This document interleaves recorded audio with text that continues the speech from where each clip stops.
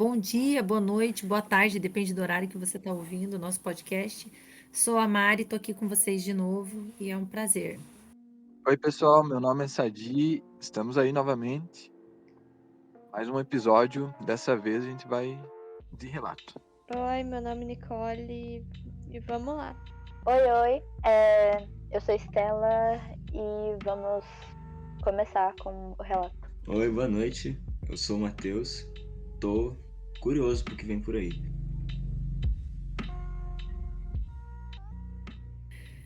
Por volta dos anos 2000, Solange enfrentou um internamento no Hospital Espírita de Psiquiatria chamado Bom Retiro, ficando um mês internada. A mulher sofria de depressão desde os 15 anos de idade, o que acarretou o uso de diversos psicoativos para tratamento. Alguns medicamentos, esses que hoje em dia não são mais permitidos à comercialização. Já adulta, um dos principais motivos que desencadeou a sua internação foi o fim do seu casamento, o que a abalou significativamente, apesar do relacionamento ter sido abusivo. Após o fim, para ela parecia que o mundo tinha acabado. Se via sozinha no mundo e não fazia mais sentido viver. Um dia acabou tomando diversos medicamentos com motivação de acabar com a sua vida, mas não obteve sucesso.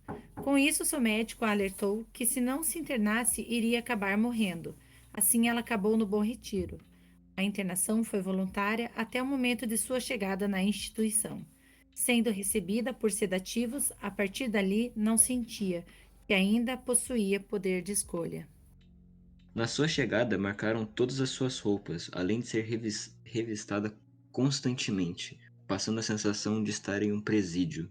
Vivia dopada de medicação, estava em um ambiente completamente nocivo, onde todos os pacientes internados dividiam o mesmo espaço, não havendo separação nenhuma, onde as pessoas com transtornos mais leves conviviam com outras com transtornos graves, o que dificultava qualquer tratamento. Solange convivia com altas doses de loucura, segundo suas próprias palavras. Ela sentia que não era tão louca. À noite se ouviam diversos gritos, choros, lamentos e pedidos de socorro, o que dificultava o sono, ainda mais para ela que antes mesmo de se internar possuía insônia. Assim, o Bom Retiro, que por fora aparentava ser um local calmo, por dentro, porém, era um cenário de terror. Um lugar bonito, mas não de paz, como descrito por Solange. Quem era internado no Bom Retiro, quando chegava recebia um cartão branco. Ele ia mudando de cor conforme seu tratamento. Quando chegava ao verde, ele recebia alta. Sua expectativa com o tratamento no Bom Retiro não era a cura. Antes mesmo de se entrar, ela tinha a ideia de morrer. Para ela, aconteceria ela estando na situação ou não. Porém, a partir do internamento, sua expectativa começou a ser conquistar o cartão verde e sair de lá, além de um sentimento de vingança, que muitos outros internos sentiam também. O ambiente proporcionava diversos sentimentos que se distanciavam do desejo de cura ou de viver. Eram esses o de abandono, raiva e vingança contra as famílias que os internaram ou deixaram que chegasse àquele ponto. Havia também um tratamento diferente aos internos, dependendo se eles eram da ala particular ou pública.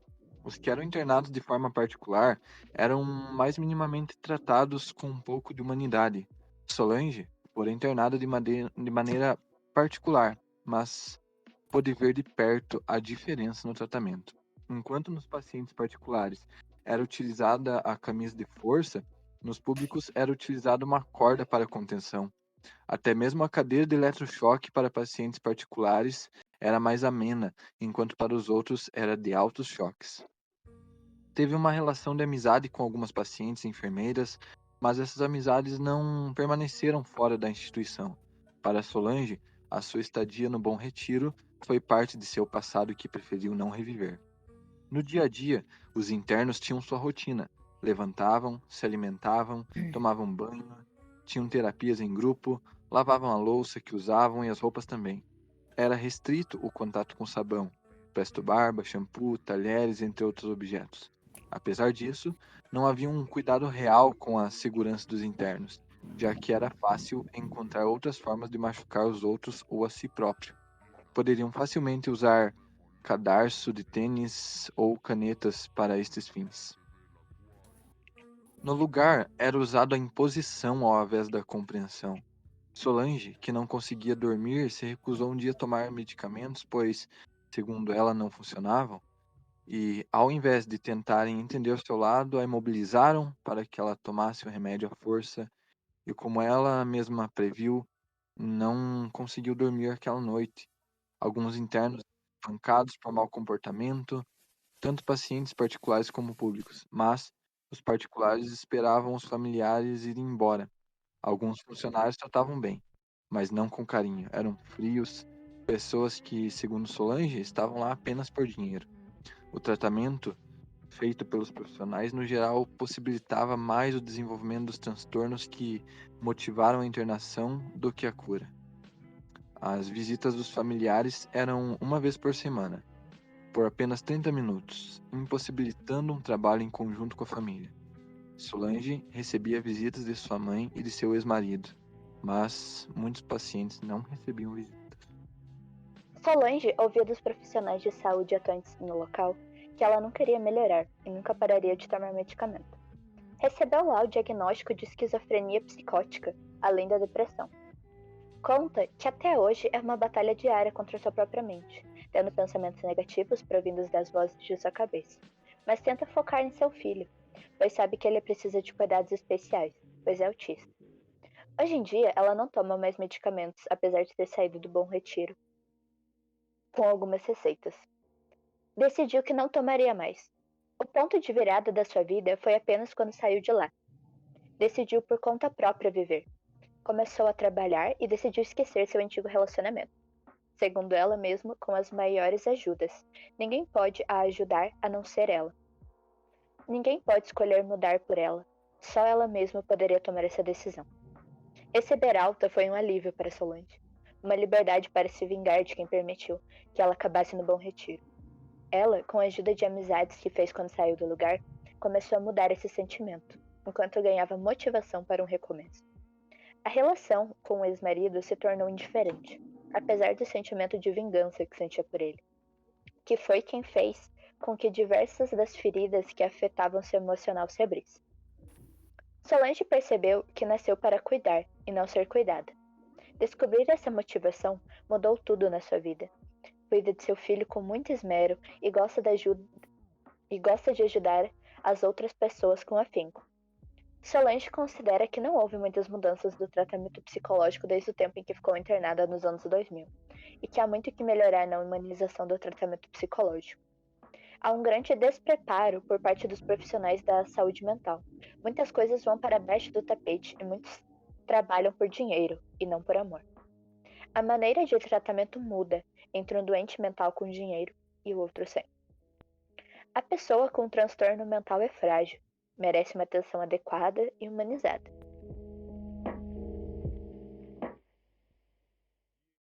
Ó, assim, eu acho que a primeira coisa que a gente percebe, que foi o que a gente falou no outro episódio, 30 anos de... E mesmo no ano 2000, que foi quando foi começado a reforma psiquiátrica, o tratamento não mudou tanto assim. A pessoa não era uma pessoa com tratamento particular e podia ser tratada à base de corda, né? Pelo que eu percebi Sim, ali, aconteceu isso no ano 2000, a reforma aconteceu em 2001, né? Foi Isso. próximo, então ela acabou pegando o finzinho bem na época da mudança, né? A Solange mesmo fala que ela pegou quando as coisas estavam mais amenas e tava acabando esse tipo de tratamento lá. Uhum. Mas eu acho interessante que é muito óbvio, tipo, que não tinha acontecido muitas mudanças, principalmente, tipo, no livro da Maura, que ela conta justamente desses mesmos, de forma de tratamento muito parecidas, assim, e faz anos. E Eu acho que o que acontece, na real, é um conformismo também dos funcionários, sabe? Eles entram lá e é aquilo, é o trabalho, sabe? É a alienação do trabalho. Não são ali pessoas, sabe? No começo até pode ter uma empatia, uma humanidade, mas com o dia a dia, aquilo vai se tornando rotina e passa a ser objeto de trabalho, sabe? Então, é pelo dinheiro mesmo. Aí acaba se conformando com o que é passado. Tipo, ó, faz assim, lava as pessoas assim, essa pessoa demanda disso e disso, sabe? No começo a pessoa pode até entrar de repente com a boa intenção, visando a humanidade, tentando dar um cuidado a mais, mas acaba se conformando, sabe? É triste mesmo. Ela falava que, ali, né, no texto também, que eles não tinha funcionários que não tratavam mal, mas eles não tratavam com carinho, não tratavam com atenção, só, tipo, Era falavam, indiferente, né? Uma frieza. tipo, faz isso, vai comer, toma esse remédio. Tipo assim, sabe? Bem frio. Era robotizado o tratamento, né? Não tinha É. atenção e dedicação Não era humanizado. de um a um, né? Exatamente. Eu gostaria de fazer um comentário sobre isso, que o Sadi, começando esse assunto, me lembrou um vídeo. Eu peço perdão agora porque eu não me lembro aonde que eu vi. Se não me engano, era um vídeo de um doutor e uma outra doutora contando, assim, que essa realidade também dos médicos, sabe? De estar o tempo todo vendo, tipo, a morte de pessoas, assim, que eles estão tratando, vendo aquelas mudanças, às vezes crianças também.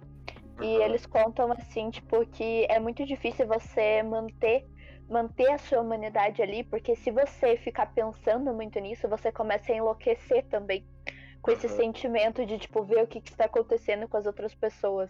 E que manter esse equilíbrio entre a sua humanidade e o seu trabalho, assim, o que você tá vendo é algo muito complexo de se conseguir. Deve ser difícil mesmo, né? Tipo, você tratar a sua humanidade com profissionalismo, sabe qual é? Tipo, é bem isso, você cuidar de si mesmo para não se envolver tanto, você tratar esses indivíduos de forma profissional, sem deixar a frieza da profissionalidade imperar, sabe? Com humanidade e profissionalismo. Seria o Eu equilíbrio. vejo, assim, também que, se não me engano, esse médico, ele contou que ele teve que, tipo, ele fez até, tipo, no começo um pouco de terapia e tudo mais, por conta de situações, assim, de estar se sentindo mal, assim, pelo que aconteceu, porque ele sentia que ele se envolvia demais, sabe? E ele A se gente ia perguntava se isso trazer era errado. profissionais da saúde para fazer uma entrevista e perguntar sobre isso, sobre a parte humana, como que eles fazem para lidar com casos pesados. A gente poderia. Com isso, né? Uhum. Vem aí. Eu achei interessante ali algo para a gente prestar atenção, onde ela mesma, né, por livre e espontânea vontade, ela vai e se interna. Então, o que a gente havia comentado nos outros episódios, né, do nosso podcast, é que as pessoas eram internadas por motivos, entre aspas, fúteis, né? Que na verdade não eram justificativas para um internamento. E talvez nem a própria situação dela fosse o caso de um internamento em um hospital psiquiátrico, mas sim um tratamento terapêutico, né? Acompanhamento. Ela falou comigo que, tipo, ela falou que foi voluntário, mas ao mesmo tempo não foi. Porque ela tava assim e houve uma pressão, né, do médico um pouco, né? Tipo, falou, ó, é isso ou você vai morrer, entendeu? Uhum. E ela não tava se importando em morrer ou não. Então, ou ela morria aqui fora ou lá. Então, ela foi a última, eu acredito que a última força, né, dela foi ir. Sim. Sabe? Ela disse que ela não decidia muito por si mesma. Tipo, ela decidiu isso, mas ela não decidia muito. Porque ela vivia dopada antes mesmo de ir, sabe? Ela já não se importava mais tanto com a própria vida, tanto que ela tentou tirar, né? Tentou Uhum. tirar a própria Então, eu vida acho dela. que isso é fruto de abuso, Uhum. né? Abuso psicológico, onde a pessoa coloca na mente da outra ali que ela merece aquilo, que ela é aquilo, sabe? Uhum. Que ela deve se É, porque ela pertence àquele quadro. Ela contou que ela foi abusada pelo marido, mas ela não deu muito detalhe se foi mais físico ou moral, assim. Então, acho que influenciou bastante. Provavelmente o moral, com certeza, já que a situação dela piorou, então. Porque a gente tem que lembrar de um negócio que o abuso, quando ele é físico, 100% praticamente dos casos, ele vem acompanhado de um abuso psicológico, um abuso moral. Por conta que não tem como você ser abusado fisicamente e não ser abusado mentalmente, porque aquilo vai ficar na sua cabeça e aquilo vai te machucar. Que se auto-interna que é a mesma coisa do suicídio, não é a pessoa que se matou, foram muitas pessoas e muitos casos de abuso, de pessoas matando lentamente aquela pessoa, de pessoas jogando ela lá dentro, sabe? Falando, você é louca, você não tá batendo bem, o que você pensa é errado, você não se enquadra na nossa... Na sociedade. Os É, sinais não são o- vistos, né? sim. Sim. Outra coisa que eu reparei, que a gente viu toda essa situação de lá dentro as pessoas realmente se tornarem escória da sociedade e que elas eram isoladas de tudo. Aqui a situação não é tão diferente, porque as visitas familiares eram uma vez na semana e as pessoas só tinham 30 minutos para ver essas pessoas, né? Uhum. Então elas continuavam, o isolamento praticamente se manteve em todo esse tempo.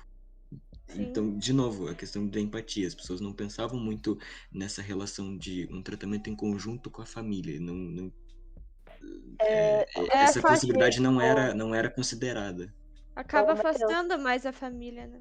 Exatamente. Uhum. eu gostaria de fazer um adendo disso, que eu fico muito feliz que parte disso mudou bastante hoje em dia, de coisas que eu vi, assim, pessoalmente.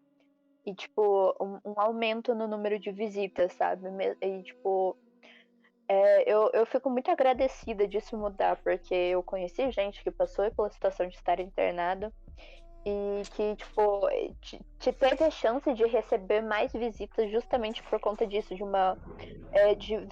verem que as pessoas ao redor importam naquele momento, assim, de É, É ser benéfico o necessário. tratamento, né? a noção do auxílio da família no tratamento mudou tudo. Ah, sim. O que eu fico feliz e esperançoso também é que profissionais como nós estão sendo formados nesse momento. É o que a gente vê os professores lutando nas universidades e passando para nós alunos a importância dessa luta e da valorização da nossa profissão como profissionais de saúde. Como você falou, Estela, às vezes a gente vai numa consulta médica e o médico nem olha na nossa cara, sabe? Só prescreve uma receita e é isso. E eu acho bom que eu percebo na nossa sala, no nosso convívio, no nosso dia a dia, esse cuidado, essa valorização e essa constância do reforço pela luta, sabe? Eu fico feliz por isso. Sobre o texto ainda, Nicole, você acha que ficou resquício na Solange ainda hoje? Você conseguiu observar algo que pegasse nela? Ou você acha que ela conseguiu superar bem e seguir a vida dela em frente? Eu acho que ela conseguiu superar bem, apesar dela. Ela afirmou que esse transtorno que ela tem, né? Vai continuar com ela possivelmente pro resto da vida, mas ela sabe lidar bem com isso. Ela foca no próprio filho, ela foca em cuidar das pessoas. Ela ficou bem feliz com a entrevista porque muitas pessoas procuravam ela para fazer entrevista a respeito do filho dela. Ela ficou feliz que foi uma entrevista em relação a ela. Ela ficou feliz de contar e ajudar. Como ela disse, ela gosta de ajudar e cuidar das outras pessoas. Assim, Então, Nicole, se você não se importar que eu pergunte, por que vão mais tipo, atrás do filho dela sobre esses assuntos? é que ele é autista, daí eles às vezes Ah, procuram saber como que é o cuidado e tal. Isso me faz É, entendo. pensar sobre a importância de não só os profissionais da saúde, mas nós como cidadãos e amigos também ouvir, sabe? As pessoas querem ser ouvidas. Às vezes a gente não tem as ferramentas ou as estratégias ou as técnicas certas para lidar com alguma coisa, mas a gente pode fazer algo simples que todo ser humano pode fazer, que é apenas ouvir, sabe? Desprender um pouco do seu tempo e dar ouvido para a pessoa que está em sofrimento, sabe? Eu acho que muita diferença já pode ser feita com essa simples tarefa que muitas vezes a gente não para nem para isso, sabe? Nicole, você sentiu Realmente. alguma diferença, tipo, no semblante dela? Você acha que ela sente algum alívio de botar isso pra fora ou o contrário, ela se sente desconfortável de voltar pra essas memórias? ela não parecia desconfortável. Eu não sei dizer se foi um alívio ou não, mas ela não parecia desconfortável em falar. Ela parecia feliz em estar ajudando o nosso projeto e tal. Ela convivia com altas doses de loucura. Isso era o quê? Ela era induzida? Ela, nesse momento, ela quis dizer que quando ela entrou lá, era muito desorganizado na questão de que todo mundo ficava no mesmo espaço. Tipo assim, uma pessoa com esquizofrenia grave ficava no mesmo espaço que uma pessoa com dependência química, mesmo espaço que uma pessoa com depressão, mesmo espaço que uma pessoa com ansiedade. Então acabava que um transtorno se tornava nocivo pro outro, entendeu? Parecia que ela mesma conta que parece que ela era a menos louca do lugar, sabe? Porque tinha gente com transtornos muito graves que estavam lá, sabe? E você Entendi. tinha que entrar na onda, segundo ela falou, entrar na onda pra você sobreviver lá, entendeu? É, como ela disse no início do relato dela, ela entrou por livre e espontânea vontade, e a partir do momento que ela entrou, ela já sentiu que ela não tinha controle ou domínio algum. É que ela já foi recebida com uma seringa de sedativo, né? Uhum. A primeira coisa que você chega lá, já te espera com uma seringa. É. E como você se sentiu fazendo essa entrevista, Nicole? Eu quis deixar ela mais confortável possível, porque eu sei que é um tema sensível. E eu gostei muito de fazer. Eu achei que, que foi uma boa experiência para ela contar e para mim escutar. Que vai engrandecer, pelo menos para mim, eu na minha opinião acho que vai me engrandecer bastante. E eu acredito que para ela botar para fora também foi uma coisa muito boa. Foi de fato enriquecedor e pra gente também. Há um tempo atrás eu vi uma moça contando do tempo dela que ela ficou internada. Ela disse que, pelo jeito, ela mesma que tinha se internado também. E ela conta, assim, que quando ela estava internada também tinha essa convivência com outras pessoas. Tanto que ela disse que teve convivência com um cara que eu não lembro direito, mas ele tinha algum transtorno em que era muito normal ele perseguir as outras pessoas e ele machucar elas. Tanto que ele teve que ficar num espaço de solitária por várias vezes por conta de machucar, tipo, outros enfermeiros e coisa do tipo. E que ele também parece que já tinha chegado a possivelmente matar alguém.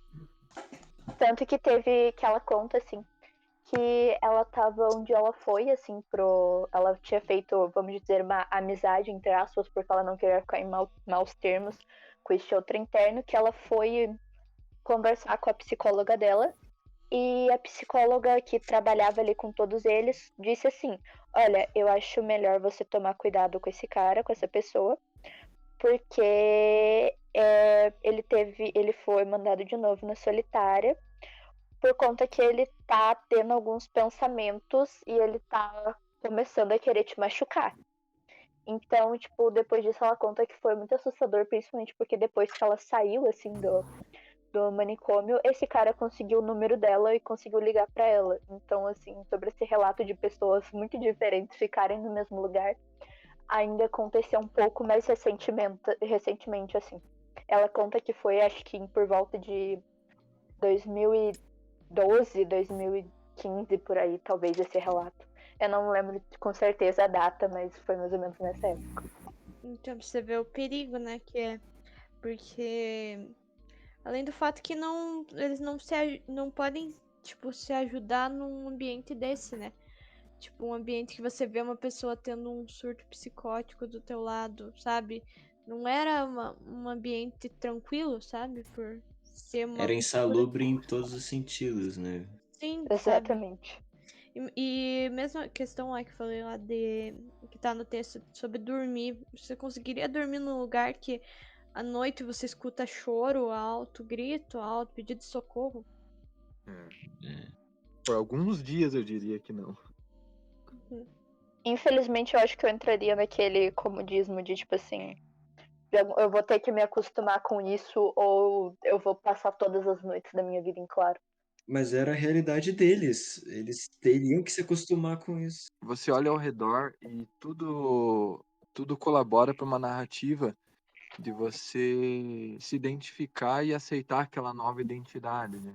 Porque desde sempre, com os abusos psicológicos e morais e verbais, sua identidade vai sendo tirada e você vai sendo empurrado lá para dentro, sabe? Então, só resta mesmo aceitar e se agarrar ao que você tem ao redor, né? Eu acho que é triste ver você acompanhar a sua própria decadência, você corrompendo a sua própria imagem. Porque, que nem você falou de identidade, a sua nova identidade é não ter uma identidade, né?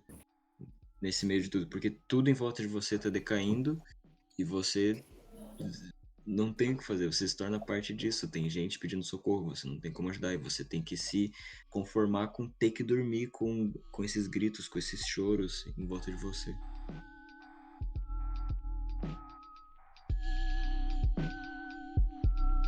E eu acho que é isso, gente. Terminamos por aqui o episódio de hoje. Mas fiquem de olho que a gente tá planejando mais coisa por vir. Talvez trazer alguns convidados Yes. especiais, quem sabe. Bem, E lembrem de comentarem caso vocês tenham alguma dúvida. Por favor, compartilhem com as pessoas, porque a gente quer saber a opinião de mais gente. nos sigam nas redes sociais. Nos sigam nas Que redes logo sociais. vamos abrir caixinha de perguntas lá para participação dos ouvintes. É isso. Obrigado pela atenção. Falou, Até mais. Beijo. até a próxima.